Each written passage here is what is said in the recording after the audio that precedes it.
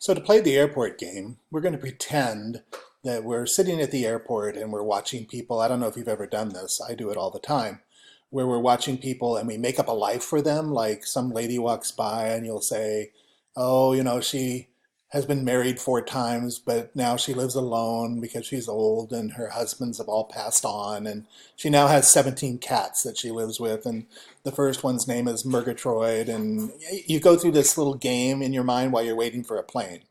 I know it sounds a little weird. You probably don't do it, but I do. So I thought it'd be fun for us to do for this activity. So what you're going to do is you're going to click on the link that's below, sending you to a movie clip. And what you're going to do is watch the character in the movie clip, and then you're going to come back to this handout right here, and you're going to fill it in. And you're going to look at, what do you think they base their life on? What is most important to them? What are they really seeking in life?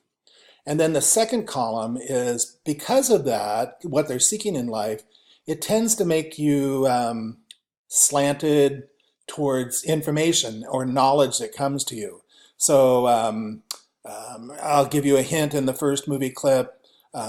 He's an outdoors guy. So probably anything that's conventional that says get a job, work in an office, he's going to be opposed to. That filters his knowledge, his information about life.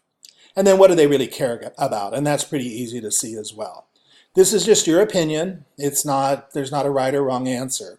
So you're going to do this first with these 4 movie clips, and then you're going to do it with actual teachers, school employees, counselors, and you're going to do the same thing, same answers, same questions, but this time you're going to read a scenario, and the scenario is about their job, but what I want you to do is sort of step back from it and make up a life for them.